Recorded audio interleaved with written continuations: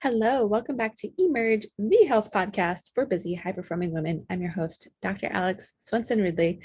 I'm very excited for today's conversation because this is a topic that I think is going to be valuable for everyone and is very applicable. But I'm joined by Dr. Debi Silber, who is the founder of the PBT, Post-Betrayal Transformation Institute, and is a holistic psychologist, a health, mindset, and personal development expert, the author of Trust Again, and is the two-time number one international best-selling author of The Unshakable Woman, and From Hardened to Healed, The Effortless Path to Release Resistance, Get Unstuck, and Create a Life You Love.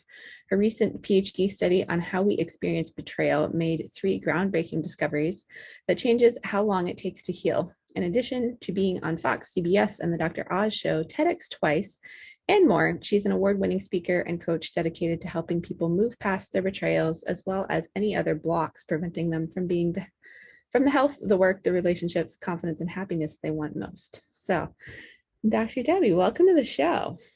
Thanks so much. Looking forward to our conversation. Yeah, I'm really excited about this topic, and just to dive in, I shared a lot of the women, myself included, like we all have some level of trauma, betrayal, like it's so rampant in society. So I'm excited to just dive into, what you've learned and figured out on how we do this. But as always, I love to hear people's stories and just how you got to where you're at. So we'll start there and then start. Yeah, sure. So it's actually my 30th year in business. And I don't know of anyone who's like, I think I want to study betrayal. No. So I started in health and then mindset and then personal development. And then I had a really painful betrayal from my family. And then I thought I did everything I needed to do to heal. And then a few years later, it happened again. This time it was my husband. So I got him out of the house and I looked at the 2 experiences and I was like, well, what's similar to these 2? I mean, of course, me, but what else? And I realized, I never took my needs seriously. Boundaries were always getting crossed. And I was like, I know something has to, it's like, if nothing changes, nothing changes. So made a decision, something big has to happen. And I'm doing something that for me was really drastic. So here I was, 4 kids, 6 dogs, a thriving business. I was 50. I'm like, nope, we're going back for a PhD. I mean, I didn't know how I was going to pay for it. I didn't know how I was going to manage the time, but it was in transpersonal psychology, the psychology of transformation and human potential.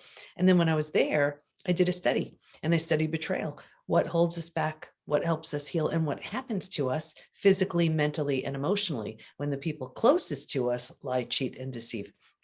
That study led to 3 groundbreaking discoveries, which changed my health, my business, my family, my life. Amazing on so many levels. And I'm so excited about this because I've really seen, obviously I'm in the health world a lot, but how a lot of this kind of impacts and affects our health. And I've had women that like we clear out parasites and then all of a sudden it's like, oh, I'm ready to deal with trauma from 40 years ago that I've never dealt with. Like, there's these layers. And so I'm really curious to just kind of dive into this. So as we do, like, I think everyone has a good idea, but just for our listeners' sake, like, let's define betrayal. What's the context of what we're. Sure. So I define it as the breaking of a spoken or unspoken rule, and every relationship has them. And really the way it works is the more you trust and depend on someone, the deeper the betrayal. So a child who's totally and completely dependent on their parent, that's going to have a different impact than, let's say, your best friend sharing your secret. Still a betrayal, different level of cleanup left in the wake, but it hits us on so many levels, physically, mentally, emotionally, psychologically, and spiritually. So they all need to be addressed and they all need to be cleared up. And I'm happy to share, the discoveries if that would serve. Yeah, absolutely. I'd love to. Sure. So the first one was, originally I was studying betrayal and post-traumatic growth. So for those who aren't familiar with post-traumatic growth, I kind of look at it like if there's an upside of trauma, how that trauma, death of a loved one, disease, natural disaster, whatever, leaves you with a new awareness, insight, or perspective you didn't have. But I had been through disease and I had been through death of a loved one. And I'm like, this feels different. I didn't want to assume it was the same for everybody. So I asked all my study participants, if you've been through other traumas besides betrayal, does it feel different for you? Unanimously, they said, oh my gosh, it's so different. And here's why. Because it feels so intentional, we take it so personally. So the whole self is shattered. and has to be rebuilt. Think about it: rejection, abandonment, belonging, confidence, worthiness, trust. These things are huge and they're all shattered. So it didn't quite qualify as post-traumatic growth. I'm like, yeah, you're rebuilding your life, but you're also rebuilding yourself. So I coined a new term, post-betrayal transformation. That's the complete and total rebuild of your life and yourself after an experience with betrayal. So that was the first discovery. Okay. Yeah. The second one was, there's actually a collection of symptoms, physical, mental, and emotional, so common to betrayal. It's now known as post-betrayal syndrome. So we actually have a quiz, the post-betrayal syndrome quiz on our site, to see to what extent someone's struggling. We've had about 45,000 people take it at this point. Mm-hmm. And what's so interesting about that quiz, a few things. One is, we've all been taught and told time heals all wounds. I have the proof. When it comes to betrayal, that's not true, because there's a question that says, is there anything else you'd like to share? And people write things like, my betrayal happened 40 years ago and I can still feel the hate. My betrayal happened 35 years ago and I'm unwilling to trust again. My betrayal happened 10 years ago. I feel gutted, so we know it's a very different experience. And then every few months I pull the stats from the quiz just to see how people are doing. With that, you want me to share some with you? Yeah. I love stats. Let's do it. Yeah, great. Okay. Yeah. So now imagine 45,000 people. We have men, women, just about every age is represented here, almost every country. So 78% constantly revisit their experience. 81% feel a loss of personal power. 80% are hypervigilant. I mean, that's exhausting right there. Yeah. 94% deal with painful triggers. Mm-hmm. These are the most common physical symptoms. 71% have low energy. You're going to see all your patients and clients, you're going to see them in these symptoms right here. Yeah. 71% have low energy. 68% have sleep issues. 63% have extreme fatigue. Those are your adrenals tanking right there. Yeah. 47% have weight changes. So in the beginning, maybe they can't hold food down. Later on, they're using food for comfort. Yeah. 45% have digestive issues, and that's anything: Crohn's, IBS, diverticulitis, constipation, diarrhea, you name it. The most common mental symptoms: 78% are overwhelmed, 70% are walking around in a state of disbelief, 68% are unable to focus, 64% are in shock, and 62% are unable to concentrate. So you can't concentrate, you're exhausted, and you're supposed to work and raise your kids and everything else. That's not even the emotional ones. Emotionally, 88% experience extreme sadness. 83% are really angry. I mean, it's very common to bounce back and forth between those two, which is exhausting. 82% feel hurt. 80% have anxiety. 79% are stressed. So here's why I wrote the book, Trust Again. Ready? 84% have an inability to trust. 67% prevent themselves from forming deep relationships because they're afraid of being hurt again. 82% find it hard to move forward. 90% want to move forward, but they don't know how. That's incredible. I think, just from the perspective, because a lot of women I talk to, we feel like we're alone, or we get lost in our own story of whatever's happened. And we either try to say, oh, it's not that big a deal, or it's like so big and overwhelming, it's all consuming. And so to me, like, those just say, hey, you're not alone. And it's impacting far more of your life than just, Yeah. I mean, think about it. It's not like, 20%, 30%. I mean, we're talking like 50, 60, 70, 80, even 90. Yeah. So 90 plus. So it hits us really, really hard. And to your point, no, you're not crazy. You're not alone, and you can heal from all of it, which actually leads me to the third discovery, if you want me to share that one. Yeah. Okay. So this was the most exciting of the three. I mean, they were all exciting, but this one just blew my mind. And what we learned was, while we can stay stuck for years, decades, a lifetime, and so many of us do, if we're going to fully heal, and by fully heal, I mean symptoms of post-betrayal syndrome, to that whole healed space of post-betrayal transformation, we're going to go through 5 now proven predictable stages. And what's even more exciting about that is we even know what happens physically, mentally, and emotionally at every one of those stages. And we know what it takes to move from one stage to the next. Why is that good? Healing's predictable. If someone is willing to do what it takes, they will predictably move through the stages. And I'm happy to share the stages if that helps. Yeah. I'm really curious now. Okay. Yeah. So they're all mapped out in Trust Again. It's what we teach within the PBT Institute. All of our coaches are certified in it. I'm going to give you a distilled version right here. So stage 1 is like before it happens, and it's like a setup stage. So if you can imagine 4 legs of a table, the 4 legs being physical, mental, emotional, and spiritual. What I saw with everybody was this real heavy lean on the physical and the mental, and not really prioritizing the emotional and the spiritual. So what does that look like? Looks like we're really good at thinking and doing and not really prioritizing the feeling and being, right? But if a table only has 2 legs, it's easy for that table to topple over. That's us. Stage 2, by far the scariest of all of the stages. And this is shock. This is trauma, D-Day, Discovery Day. And it's the breakdown of the body, the mind, and the worldview. So this is like really where that person takes a mask off and reveals who they've been. And right here, you've ignited the stress response. So you're headed for every single stress-related symptom, illness, condition, disease. Your mind is in a complete state of chaos and overwhelm. You cannot wrap your mind around what you just learned. This makes no sense. And your worldview is shattered. Your worldview is your mental model. The rules that govern you, that prevent chaos. Don't go there, trust this person. These are the rules, And in one earth-shattering moment or series of moments, every rule that you've ever held to be real and true is no longer. The bottom's bottomed out and a new bottom hasn't been formed yet. So it's terrifying. But think about it. If the bottom were to bottom out on you, what would you do? You'd grab hold of anything you could to stay safe and stay alive. And that's stage 3. Survival instincts emerge. It's the most practical out of all of the stages. If you can't help me, get out of my way. How do I survive this experience? Where do I go? Who can I trust? How do I feed my kids? But here's the trap. Once you've figured out how to survive, you're like, okay, we got this, right? And because it feels so much better than the shock and trauma of where we just came from, we think it's good. And because we don't know there's anywhere else to go, we don't know these stages. We don't know there's a stage 4 and stage 5. So because we don't know there's anywhere else to go from here, we start planting some roots here and we stay here. We're not supposed to, but we don't know. We don't know that. And 4 things happen. The first thing is we start getting all of these small self-benefits from staying here. We get our story. We get to be right. We get someone to blame. We get a target for our anger. We get sympathy from everyone we tell our story to.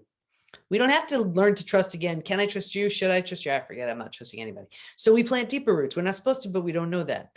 Now, because we're here longer than we should be, longer than we're supposed to be, now the mind starts doing things like, well, maybe you're not all that great. Maybe you deserved it. Maybe this, maybe that. So you plant deeper roots. Again, you're not supposed to be here for long, but you don't know that. Now, because these are the thoughts you're thinking, and this is the energy you have, like energy attracts like energy. So now you're calling situations and circumstances and relationships towards you to confirm, yep, this is where you belong. Like the misery loves company people, they come around now too. It gets worse, but I'll get you out of here. Because it feels so bad, but we don't know there's anywhere else to go. We don't know about stage 4 or stage 5. Transformation doesn't even begin until stage 4. But because we don't know that, here's where we resign ourselves. We're like, this stinks, but I guess this is as good as it's getting. So how do I just get through this as best I can? So right here is where we start using food, drugs, alcohol, work, TV, keeping busy, whatever, to numb, avoid, and distract ourselves from what's painful to feel our face. So think about it. You do that for a day, a week, a month. Now it's a habit, a year, 10 years, 20 years, right? And I can see someone 20 years out and say, that emotional eating you're doing, or that drinking you're doing, or that numbing in front of the TV you're doing, do you think that has anything to do with your betrayal? And they look at me like I'm crazy. I said, it happened 20 years ago. But do you see? All they did was put themselves in stage 3 and stayed there. Does that make sense? Absolutely. I'm kind of looking at my own life and just seeing that and, stuff I've been through. And I know others, I hope they're all kind of looking at this, because a lot of the work I do is we end up talking about that. Like, you're here because of, this is the stuff that happened. So I'm really curious, how do we start to move into stage 4 and 5. Yeah. So I'll tell you. So anyway, so I found it was so common that people would land in, they would move out of stage 2 into stage 3 and stay there. So from hardened to healed is just for stage 3. Like we needed a whole book of just getting you out of that stage. So trust again moves you through all 5. But if you're just like really rooted and stuck in stage 3, then from hardened to healed. And it's also, and I'll just say that it doesn't even necessarily have to be from like a profound, soul-crushing, heartbreaking betrayal that you find yourself in stage 3. It could just be from some limiting beliefs where, let's just say your mom said something when you were a kid and she didn't mean anything by it, and you made it to mean something, and your whole life has been a result of that. So anyway, so that's why people get stuck in stage 3. If you're willing to let go of those small self benefits, everything you get from it, you have to grieve, mourn the loss, bunch of things you need to do. You move to stage 4. Stage 4 is finding and adjusting to a new normal. So here's where you acknowledge, I can't undo my experience, but I control what I do with it. And when you're in that mental space, you start turning down the stress response. So you're not healing just yet, but you just stopped the massive damage you were causing in stage 2 and stage 3. Also, think about it. If you, I always use the example of if you were to move to a new house, office, condo, apartment, but if you were to move, you don't take everything with you, right? Well, what I found was if your friends weren't there for you, you don't take them with you. Right here's where you've outgrown them. So people say to me all the time, what the heck? I had these friends 10, 20, 30 years. Is it me? Yes, it is. You're undergoing a transformation. And if they don't rise, they don't come. Very common to this stage. Anyway, when you've made this new space mentally, home, you're good with it, you move into the 5th most beautiful stage. And this is healing, rebirth, and a new worldview. The body starts to heal. Self-love, self-care, eating well, exercise. We didn't have the bandwidth for that earlier. We were surviving. Now we do. The mind is healing. You're making new rules, new boundaries based on the road you just traveled. And we have a new worldview based on what we see so clearly now. And the 4 legs of the table, in the beginning, it was all about the physical and the mental. By this point, we're solidly grounded because we're focused on the emotional and the spiritual too. Those are the 5 stages. That's really powerful and incredible. And there's so much value in there. Like I can think of so many women that I know who are stuck in that stage 2, 3. And so many of us, like we live our lives there and it's not really living. It's this, like the world's out to get us. And there's a couple of people in particular, some of them family members that I'm thinking of, with this. And so being able to get to the place where you can make that transition into really starting to heal, I think is enormous. And well, I look at it like you've been through the worst of it already. You owe it to yourself to heal. And what I learned also was healing is always a choice, whether you rebuild yourself, and rebuilding is always a choice, whether you rebuild yourself and move on. That's what I did with my family. It wasn't an option to rebuild with them. Or if the situation lends itself, if you're willing, if you want to, you rebuild something entirely new. I'm talking from the ground up new with the person who hurt you. That's what I did with my husband. So not long ago, as 2 completely transformed people, we married each other again. New rings, new vows, new dress, and our 4 kids is our bridal party. But what I see, but what I see so often is people are so afraid of that complete and utter death and destruction of the old, but that's the only way you birth the new. And in fact, there were 3 groups in the study who did not heal. The first group that was the group, like they had their story, they were sticking with it. That was it, deeply rooted in stage 3. The second group, this was the group who was numbing, avoiding, distracting. So maybe they ran to the doctor who put them on a mood stabilizer, anti-anxiety medication. They were, numbing, emotionally eating in whatever way they chose. It may have made the day a bit easier to get through, not without a price. They didn't heal. And the third group, this was the group where the betrayer had very little consequences. So whether it was out of fear of financial fear, not wanting to break up a family, religious reasons was a big one. They just did all they could to turn the other cheek, try to put it behind them. I saw 2 things with this group. One was a further deterioration of the relationship. And the second thing was this group was the most physically sick. Your broken heart can't take that. But I get it. They were so afraid of that complete death and destruction, Yeah. But so they just trying to patch up, and it just doesn't work. Yeah. It doesn't work well anyway. No, absolutely. And I can see, yeah, there's so many things we can unpack there, and it's scary, right? Because we're essentially, when you go through betrayal and I would even go so far as to, I've been pretty transparent on this show. I had a situation about 5 years ago where I was coming out of a divorce. My two best friends were a married couple. Essentially, the husband and I ended up in an affair. It was more emotionally based than it was physical, but huge betrayal to my friend, their marriage. And honestly, I looked at, like, I had to take on, being the other woman.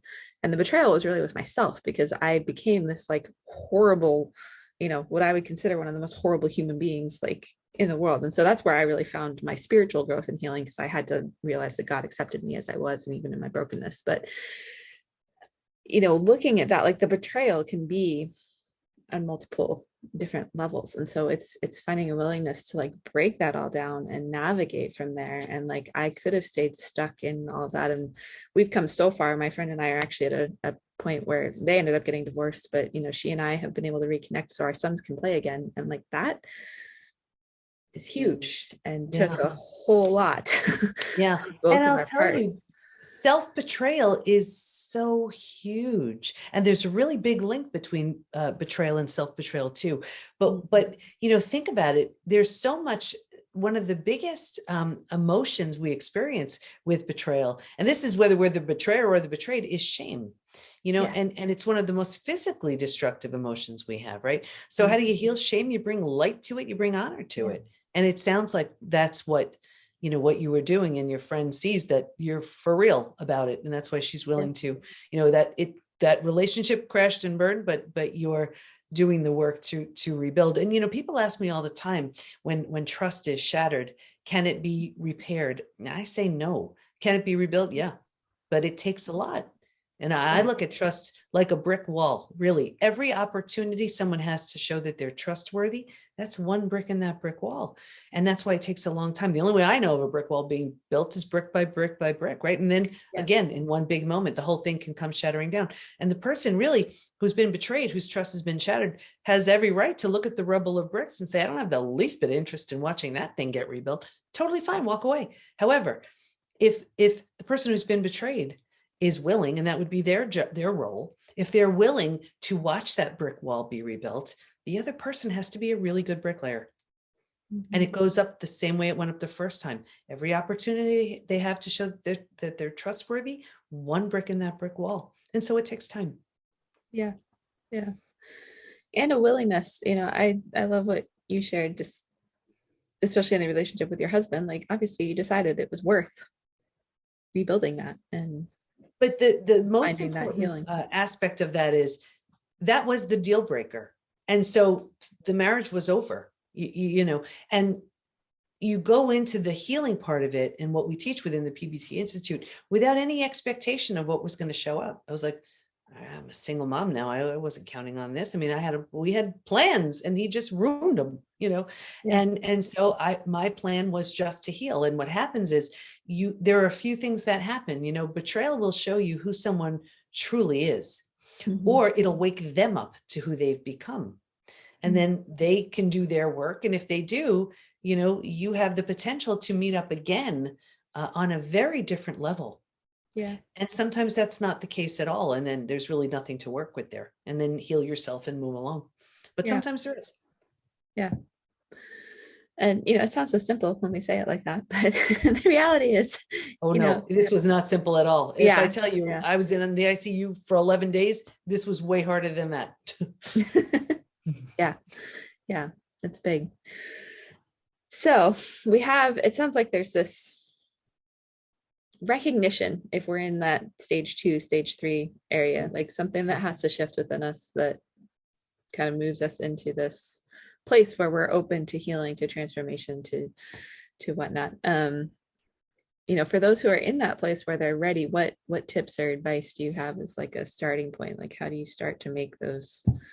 It's all mapped out in Trust Again and everything, but the simplest sort of roadmap I would give you is to follow would be, it starts from where you feel you're so sad. There's such a deep sadness. Like, how can you do this? How can you do this?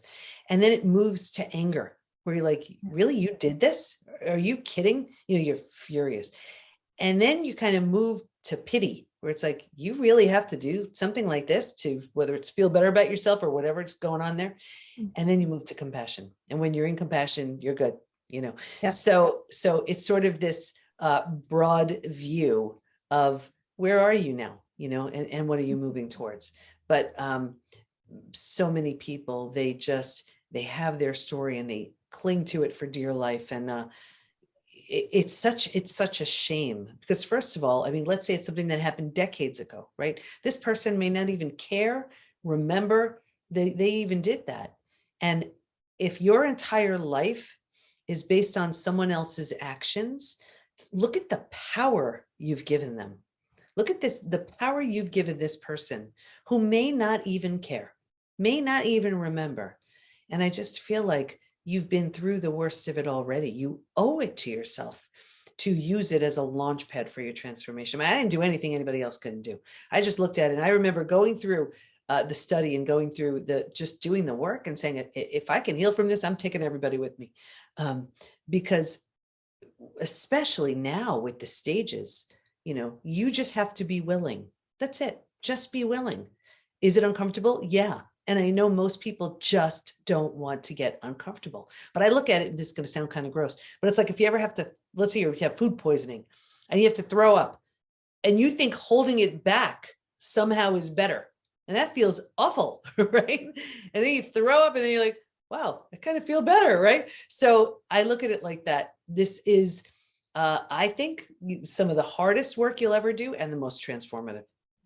And there's a saying I've been saying, like I said, I've been in business 30 years, and it applies to every single aspect of life. You ready? Here's a mantra. And I invite everybody to write this down. That's my way of saying, write this down. And make it a pen. And it's easy now, hard later. Hard now, easy later. Take your pick. It's going to be one of those two. And what so many people do is they want the easy now, right? Easy now, easy now, easy now, because they're afraid of being uncomfortable. Hard later, it's still there. Or hard now, you do the work, you dive in, it's messy, it's ugly, it's uncomfortable. Easy later. Wow. You know what? Look what happened. Yeah. Totally up to you. Yeah. And I will say there is a lot of, on the other side, it's the hard is gone. Like, it's totally gone. It's really, and you really become a different person. I mean, and I see it within the Institute, even our certified coaches and our members who are at, the stage 4 and stage 5, they are different and they're so proud of themselves, and they should be. They've earned that. They've earned it. They've recreated these boundaries. They've recreated who they want to be. They've looked at the experience as really a growth opportunity, and as the biggest wake-up call, where they can say, okay, who do I want to be now? What do I want to do with this? And trauma is the setup for transformation. It's such a wasted opportunity if we don't use it that way. I agree. I think it's so interesting to me. And I had shared before we started recording, like especially in my Alaska Native women that I work with, where I am at, I work with women all over, but like everyone's got some level of trauma, and there's, especially in that population, but I think for all of us, there's like this shame around it. Like you said, we don't talk about it. We kind of bury it. We'll pretend like it doesn't exist. I know I had a first marriage. My ex-husband was an alcoholic, and like that was a lot of trauma, even though it wasn't physical abuse. There was a lot of stuff that it took me forever to realize that that's what it was, and just acknowledge and accept that. And there's so much that we can really transform through in just understanding that and bringing it to the light, and going through this process. And like, I love that you're out talking about it, because we need to stop being afraid of it. And It's one of those. And what's interesting is, I'm a really private person. So here I am sharing my story all over the place. And my story is in Trust Again, the whole story. And then I refer to it in From Hardened to Healed. But I just want everybody to know, I mean, you're not crazy, you're not alone, and you can heal. And I'm showing myself as an example of just, I even have in Trust Again my study participants, so you could read their stories too. And you see people who've been through such dark times. And even, when I was even doing the research, I assumed, you're not supposed to assume as a researcher, what I was new to this, but I assumed like the ones who were the hardest hit would grow the least because they had the most to overcome. That had nothing to do with it. Nothing. It was the ones who put their heads down and said, I'm not picking my head up until I'm out the other side. They transformed. They just moved through those stages, and it's available to anybody. Yeah, absolutely. Well, and I just think of, the incredible stories we hear of those who survived the Holocaust or, genocide in Africa, who are able to forgive their attackers or, essentially people who murdered their families or whatnot, and move through and live. And like there's those examples, and then there's the people that we can't forgive or forget or move past something that happened with a family member. And then they just keep making themselves sick. And here's the thing, it's like, yes, you have every right to stay stuck. You've been duped, you've been betrayed, you've been lied to, cheated on, whatever. But it's like, okay, yes, that happened. And it's the worst thing, and it's terrible, and it's awful, and it's horrible. And if you told everybody would agree. Yeah. However, you can have your story, or you can let that go for a way better story. And you can be the hero or the heroine of your story, and stop the accelerated aging and the suppressed immune system and, all the other things that go besides, like all these opportunities you don't have access to because you're carrying around this like 500-pound boulder of pain. You can't see anything in front of you. But when you put that down, you're free, and you owe it to yourself. Yeah, absolutely. And I think a key there is, when it's another person who's betrayed us or what, we want to be angry. We want to, don't want to forgive them on some level, or we feel like we can't. But I think we fail to recognize that it stops being about them at some point. And it's not about us, letting them off the hook or any of that. It's about ourselves and our own health and our own, path forward. And that's why, and I get it from the logical cognitive mind, forgiveness makes no sense.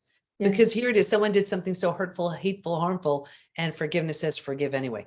And it's because of what it's doing for you. It was interesting though, in the study, there was this one study I read where it said, if you feel safe and valued and you forgive, you feel better. If you do not feel safe and valued and you forgive, you feel worse. And the truth is, when people forgive for the wrong reasons or too early, it backfires every time. But I read about it in Trust Again. I was like, what if we up that a notch and we changed forgiveness? Because I believe forgiveness you should do for your own sake. Anyway, what if we changed the word forgiveness to reconcile? And it would sound something like this. If you feel safe and valued and you reconcile, you feel better. If you do not feel safe and valued and you reconcile, you feel worse. And that's what many people do. Yeah, absolutely. So good on so many levels. I'm just really excited and inspired that you've done this research and kind of, put a process and steps to this whole journey. Because just listening to you, I'm like, okay, so I went through, I definitely went into phase 4. I might still be in phase 5, I would say, or step 5 with a lot of what I've been through. But, it's nice to just have it laid out to know that this is how it's supposed to go. And okay, that makes sense. So I just really appreciate that you've taken that on and are sharing it with the world. Thank you so much. Yeah. So where can our listeners, I know we've got several books they can choose from to read, but just list them for me one more time. We'll put all this in the show notes too. Well, Trust Again is going to move you through the 5 stages. My story's in there. The study participants' stories are in there. The 4-step trust rebuilding process is in there. Like that's the big book. And then for those who find themselves just stuck in stage 3, From Hardened to Healed. And really the best way to see what stage you're in, just take the Healed or Hardened quiz. They just find that at healedorhardenedquiz.com. Okay. And we'll put all those in the show notes. Well, thank you so much for joining us, Debbie, and just, sharing your story, sharing your insight, sharing all this. I find it fascinating. I know our listeners will as well. Oh, great. Thanks for the opportunity. Absolutely.